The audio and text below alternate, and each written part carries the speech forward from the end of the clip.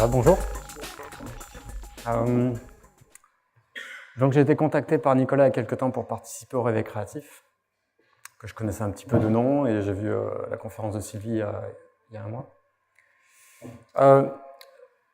Donc je suis ici pour vous parler un peu de mon histoire, qui est un peu particulière, parce que je suis passé par plusieurs métiers qui a priori n'avaient rien à voir les uns avec les autres. Et finalement, au début, c'était un côté un peu déstabilisant de jongler. Il y a toujours un sentiment d'instabilité entre chaque partie de ma vie, entre ce qu'il y avait au fond de moi, entre tout mon côté social, tout mon côté culturel qui était autour de moi. Et c'était vraiment des positions, ça a duré des années, c'était vraiment des positions qui étaient assez inconfortables. Et puis, après coup, je me suis rendu compte que c'était une fondation solide et que finalement, cette capacité de passer d'une chose à l'autre, c'était plutôt une force plutôt qu'une faiblesse. J'ai commencé, comme pas mal de monde, quand j'étais gamin, je m'éclatais dans ma chambre à faire semblant de jouer de la guitare. Voilà, devant un miroir ou pas devant un miroir, mais en tout cas... Et à ce moment-là, je chantais, je mettais la musique à fond dans la chambre et je chantais en faisant semblant de jouer de la guitare comme ça. Et c'était vraiment quelque chose où j'étais moi-même à ce moment-là. C'était vraiment une émotion entière. Il n'y avait personne qui me regardait, je faisais ça vraiment que pour moi. Et puis, c'était coupé par des moments un peu plus de la vie réelle où il fallait avoir une vie plutôt sociale et je quittais mon rêve à ce moment-là. Et petit à petit, ça a débouché sur le fait que ce côté un peu de rêve, il s'est laissé un peu absorber par ce qu'on peut appeler un monde un peu concret et qui ne nous appartient pas. Et j'étais dans un carcan éducatif plutôt traditionnel où on devait travailler à l'école, avoir un diplôme pour avoir un métier pour gagner de l'argent, pour pouvoir se payer un appartement, etc. Et donc, j'étais vraiment dans ce modèle-là et ça ne me convenait pas. Et comme ça vient progressivement, on ne se rend pas compte qu'on devient malheureux. Et petit à petit, quand on se rend compte, c'est pas forcément trop tard, mais on se retrouve dans un état qui est vraiment pas confortable et surtout que les gens le sentent. Et moi, j'ai jamais vraiment fait preuve de rébellion a priori, mais au fond de moi, il y a quelque chose qui me poussait à faire autre chose. Et finalement, le fil conducteur de tout ça, c'était la musique, parce que j'étais vraiment passionné de musique. En plus, à ce moment-là, j'écoutais des musiques que peu de gens écoutaient, ou en tout cas, où je passais pour quelqu'un de bizarre. Est-ce que vous connaissez ça? Qui peut me dire le groupe? Ouais! C'est Maiden. Iron Maiden, groupe anglais, hard rock, et que j'écoute encore. C'est vraiment grâce à ce groupe que j'ai fait de la musique à un niveau un peu plus... où j'ai quitté ma chambre et puis à jouer avec des gens. Je me suis acheté une basse, j'avais 16 ans, et puis j'ai fait de la basse pendant toutes ces années. Et vraiment en écoutant Maiden, et j'ai écouté Maiden des années. Deuxième album que j'ai écouté énormément, qui reconnaît? Metallica, merci. C'est encore plus connu Metallica, et surtout ils continuent à tourner énormément. Et ça c'était génial, ça c'est leur 4e album. Je vous invite à le découvrir en rentrant chez vous. C'est vraiment génial. Voilà. Et même à 40 ans. 50 ans, même à 50 ans, je suis sûr que j'écouterai encore ça. Megadeth. Vous connaissez Megadeth? Ouais. C'est encore mieux que Metallica. Non, il n'y a pas Anthrax, je m'arrête là. Mais le cœur y est. Et donc ça, c'était vraiment quelque chose qui m'appartenait. Alors je partageais ça avec des copains, on se laissait pousser les cheveux longs, on avait des jeans serrés, et puis des baskets montantes, je ne sais pas si ça vous parle un peu, moi j'étais un peu comme ça. Mes parents m'ont interdit de me laisser pousser les cheveux, mais bon, ça c'était une question de forme, le fond il était quand même là. Mais malgré tout, il y avait ça en fond de moi, et donc j'ai eu ce fameux diplôme, j'ai eu ce fameux boulot, j'ai eu un appartement, et j'ai même eu une voiture à un moment. C'est vous dire comme je tournais mal. Et puis ça a craqué. Ça a craqué plusieurs fois. Au début, ça craquait un peu, et puis après, ça craque vraiment. Ça a craqué, je m'entendais pas avec mes patrons, j'en avais marre de bosser pour des gens, bosser pour l'industrie. En l'occurrence, moi, je faisais de la construction industrielle. Je faisais des calculs et des plans de structures métalliques. Donc il y a déjà un lien avec le métal, mais ça j'en avais pas conscience encore. Et puis, donc ça a craqué. Mon dernier employeur, ça s'est super mal passé. Et puis c'est un mal pour un bien, parce que ce qui s'est passé, c'est que j'ai compris qu'à ce moment-là, tout simplement, on avait le droit de faire la musique. On avait le droit de faire la musique de sa vie, et que l'idée, c'était pas d'avoir un métier emmerdant, quoi. Fallait avancer, il fallait faire des choses. Et puis il fallait être content de se lever. Et puis si on ne prend pas cette décision à un moment, on passe à côté de tout ce qui est important, quoi.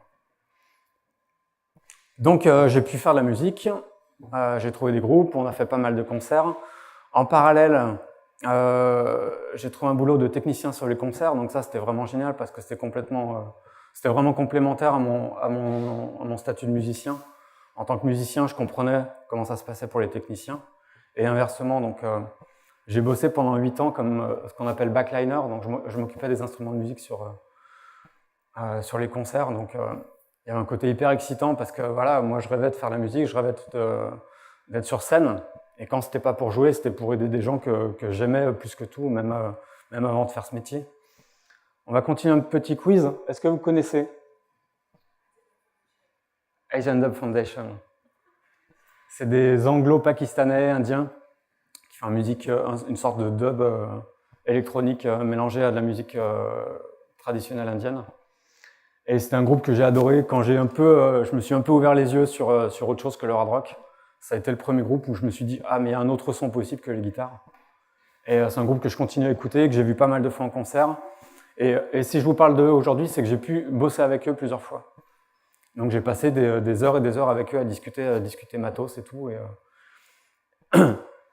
Et ça, c'était vraiment passionnant parce que justement, j'étais avec... c'était pas une question de notoriété ou quoi, mais c'était des gens qui m'avaient porté dans ma vie profondément, à nouveau à un niveau très personnel. Et j'ai pu côtoyer des gens, il y avait eux, et puis il y en a eu beaucoup d'autres avec qui j'ai pu passer du temps et idéalement discuter, au moins de musique ou au moins de technique. Et ça, c'était vraiment passionnant. Et donc la boucle était bouclée finalement. Parce qu'une fois que j'ai commencé à faire ça, tout se nourrissait. C'est-à-dire d'un côté, il y avait mon côté technicien, le côté musicien, le côté artistique qui venait, et fondamentalement, ma vie était axée là-dessus. Donc tout marchait. Cypress Hill, encore plus connu qu'Asian Dub Foundation, j'ai bossé avec eux, j'ai passé du temps à discuter avec eux. Alors au niveau technique, il ne se passe pas grand-chose, c'était pas passionnant, parce qu'ils ont juste des platines et puis pas grand-chose sur scène. Mais les mecs, ils sont hyper gentils et j'ai pu vraiment discuter de plein de choses et pas forcément de musique avec eux. Donc voilà, pendant cette période, je me sentais vraiment vivre.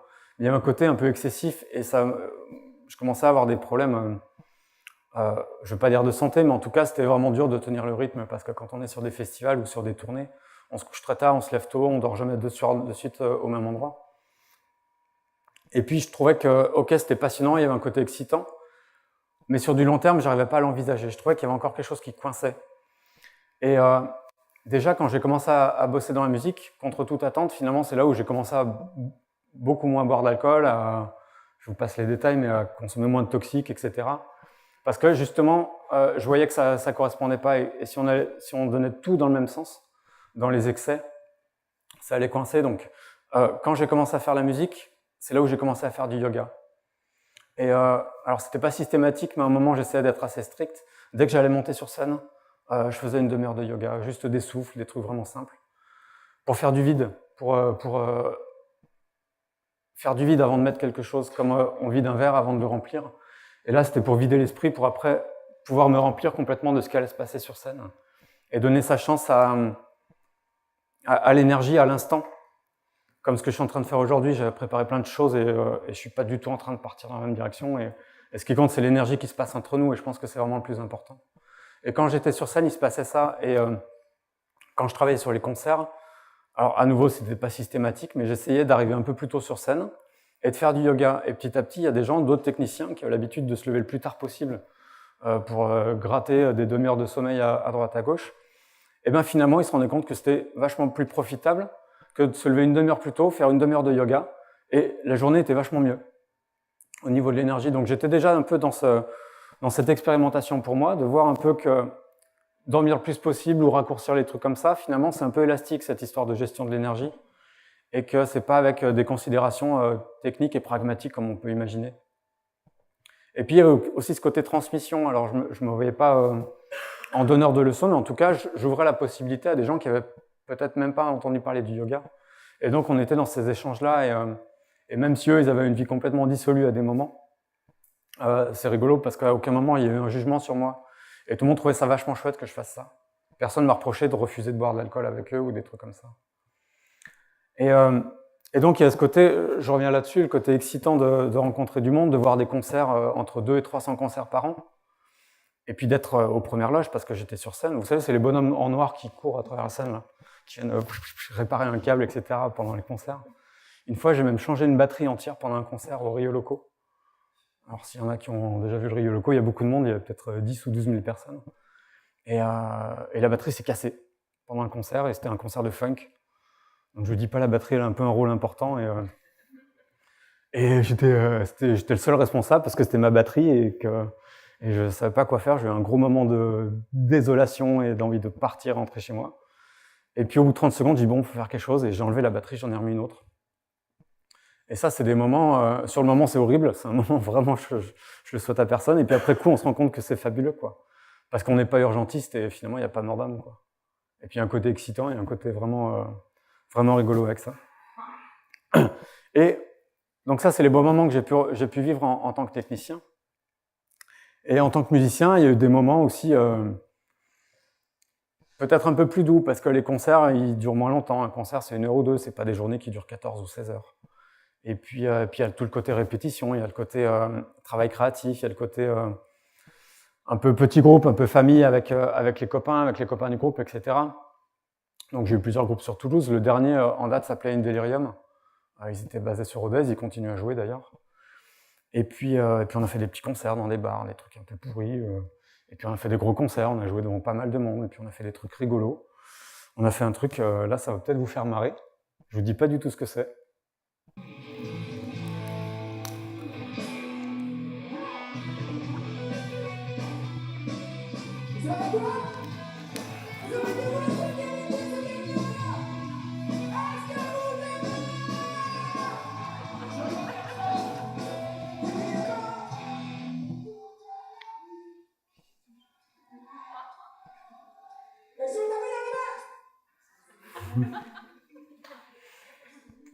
Donc ça, c'était au Bikini. On s'était vraiment bien marré parce que voilà, le chanteur d'image que vous avez sûrement reconnu, personne ne s'attendait à le voir là, on l'avait caché dans les loges. Même les techniciens n'étaient pas au courant. On leur avait dit qu'il y avait un invité, mais on leur avait pas dit qui c'était. Donc voilà, donc on s'était bien marré, et puis des conneries comme ça, on en a fait plein d'autres.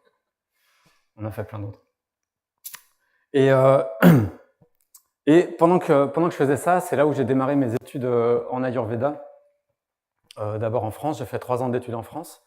C'était des études pas par correspondance, mais c'est des modules plusieurs fois dans l'année, donc ça me permettait d'avoir une activité encore professionnelle à Toulouse.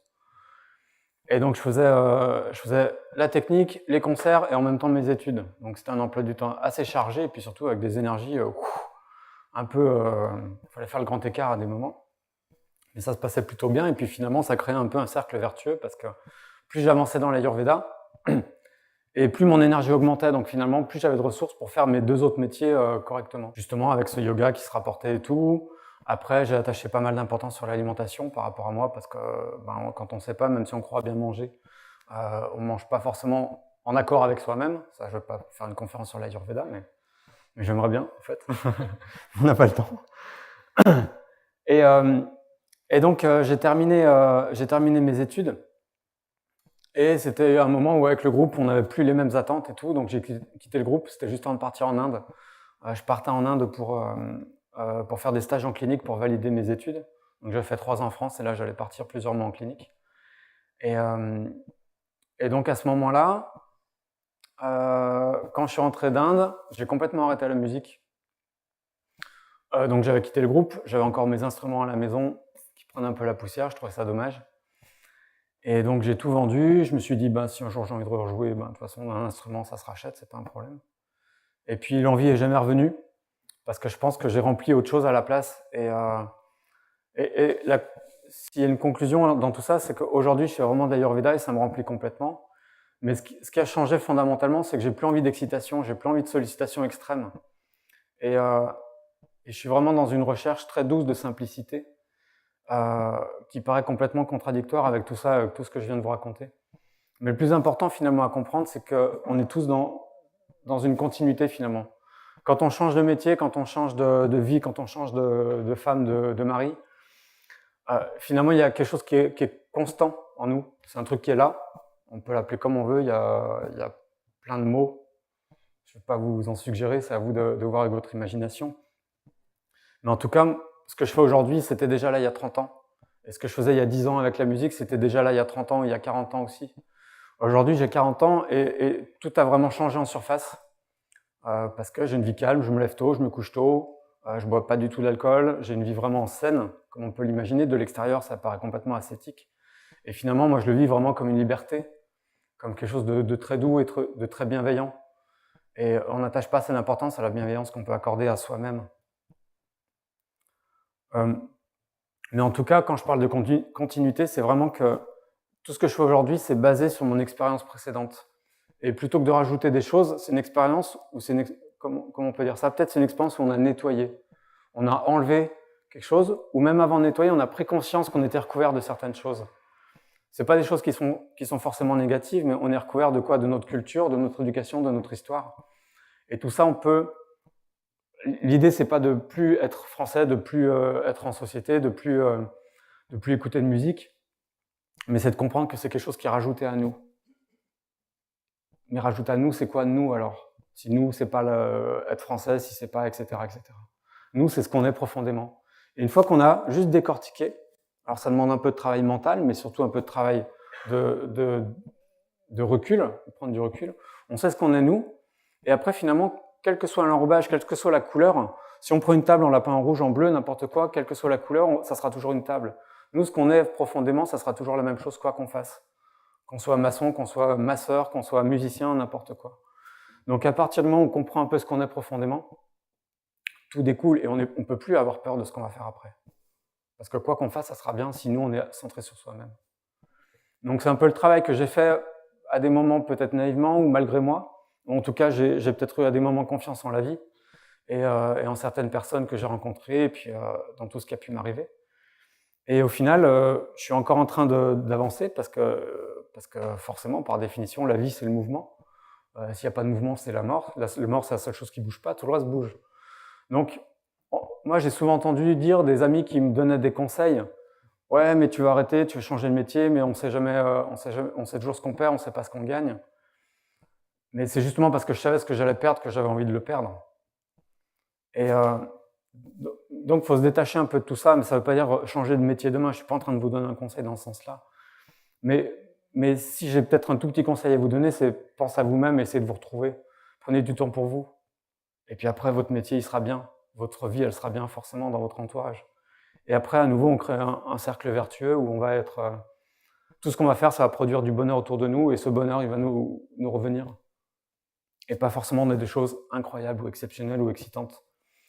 J'ai évidemment beaucoup de plaisir à revoir ces images, à repenser à toute cette période-là, mais je suis pas sûr qu'on puisse parler de nostalgie parce que j'aurais pas du tout envie d'y retourner. Aujourd'hui, ma vie actuelle, elle est beaucoup plus simple qu'avant, mais elle est beaucoup plus complète. Elle est épanouie et j'ai fait ça, j'ai 40 ans, je viens d'avoir 40 ans. A priori, il me reste à peu près la même durée, donc je sais pas ce qui va se passer après. Mais ça risque d'être pas mal. Mais en tout cas, je suis pas inquiet de ce qui va se passer par la suite. Voilà, parce que jusqu'à présent, ça s'est plutôt toujours bien passé. Et ce qui ne nous tue pas nous rend plus forts. Et puis je suis encore bien debout, et puis j'ai bien la connerie, j'aime bien dire des trucs marrants. Et puis, mais pas que. On va presque s'arrêter là. Je voudrais juste vous proposer de fermer les yeux pendant 1 minute, juste pour faire un peu de vide. L'idée, c'est pas un exercice, c'est juste être ce que vous êtes là, fermez les yeux. Si vous voulez penser à quelque chose, vous vous concentrez juste sur l'air qui rentre et qui sort de vos narines.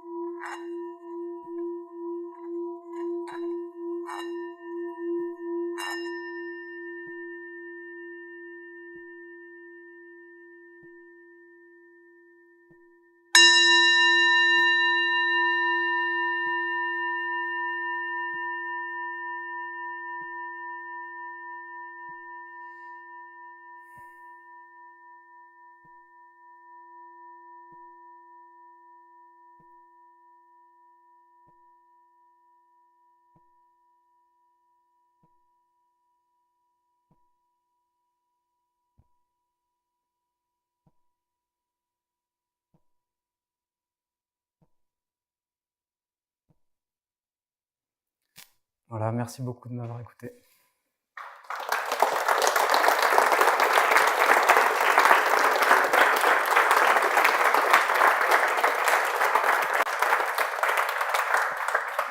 Donc, vous avez peut-être des questions.